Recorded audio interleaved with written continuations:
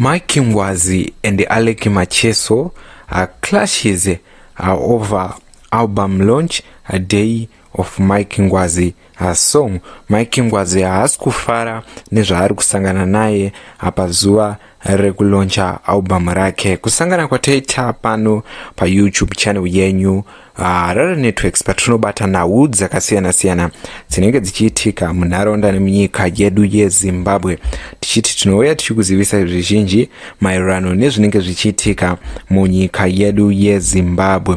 Today we have a news about nhau yechitiko chiri kuziviswa pamusoro naMark Ngwazi mushure mekunge vasiri kufara nezvinhu zviri kubuda panhau yekulauncha kwealbum ravo.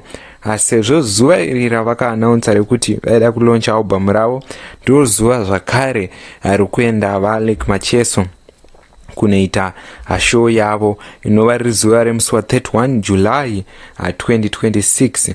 Apo Mark Ngwazi ari kutaura kuti venue yandakabhuka iyoyo ndo venue yukuda kunaitirwa show naAleck Macheso. Saka ndikuona siri sezvinhu zvichanditorera MaFans angu panzvimbo iyi, sezvo Mark Ngwazi ari kunzi show yake azomuvha kuiisa musi wa1 August 2026. So nhau iyi yaita kuti igotaurika igotenderedzwa munyika yedu yeZimbabwe, tichitaura pamusoro pemashoko akataurwa naMark Ngwazi. First ane mashoko akataura anoaita kuti veruzhinji vataurawo vachiti haasi kufara nezvinhu zvikuitika. On April 23 Mark Ngwazi akati iye aizveko ndikunzwa kuti makuronga gara renyu musi wa31 July pasame venue yatiri kuda kuitira album launch for the following day 1 August. Zvinhu zvacho soka Mwari vachazongoita sekuda kwavo. Ndo mashoko akatanga kunyorwa naMark Ngwazi. Asi zuva ranhasi adzoka zvakare zvaita kuti veruzhinji vagotaura zvizhinji zvichinzi Sungura musician Mark Ngwazi has delayed his new album bhazi haritsiki ari mugomo, which was set for release on August 1 because he say putting out now could create unnecessary tensions in the music community, and he want to protect peace, unity and respect among musicians and fans. There have been a speculation that Mark Ngwazi was not happy with fellow Sungura musician Aleck Macheso for holding his show on July 31 at the same venue where Mark Ngwazi wanted to launch his album.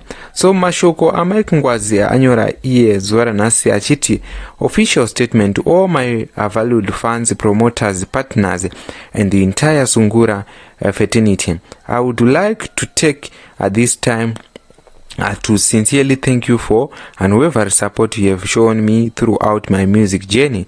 Your love and loyalty continues to inspire me every day. It was my intention to release my upcoming album titled Bhazi haritsiki ari mugomo on 1st of April. However, after careful consideration of recent development within the industry, I have made the difficult decision to postpone the album launch to a later date, which will be announced in due course. The decision has not been made lightly, as an artist who deeply respects the Sungura genre and everyone who contribute to its growing. I believe it is important to prioritize unity, peace and mutual respect among both musicians and fans. Releasing the album at this time may unintentionally create unnecessary tensions, and that is sometimes I wish to avoid. I'm choosing to postpone the release for the sake of peace and humor with the Sungura community. Our music is meant to bring people together, not to divide them.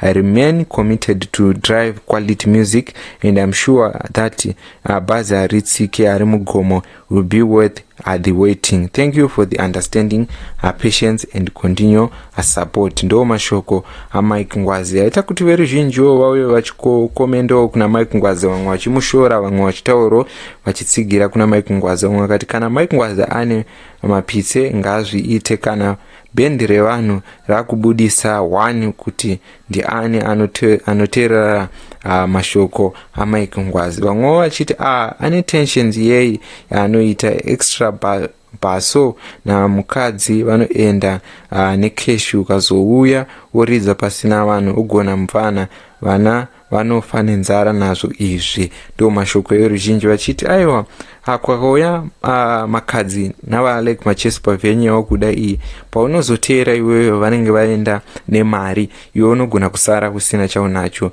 Ndo mashoko, ndo nhau dziri kunetsa, ndo kupesana kwesungura kwazvatangira. Hamene kuti zvichasvika pakadii, ndidzo nhau dzatinouya tichikuzivisai mumashoko anenge achitenderera mumamusician, anenge achitenderera muvanhu vakasiyana siyana munyika yeZimbabwe, tichikunzwisai nhau maererano nekubuda kwadzinenge taita pano paHarare Networks patirobata navo.